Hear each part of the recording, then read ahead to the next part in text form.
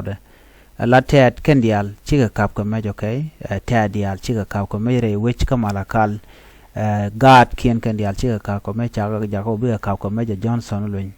so agenda na biangach neme amugo liang alaken wa ken ba ka jak ka bu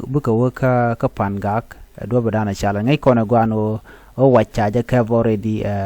nuääri ke jejen bor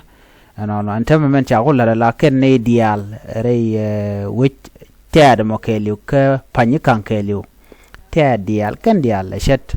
ashkaren rol gwaskel ngane ken dial kan cha mo ke majeno bu nyin kan nuääri so munyon ja gwano men biangach ala kum kirmu yadi che jako bitad bu kan nyin ka nuääri so ku kon ku jeno ne kon chal nuääri wo mon let kanamo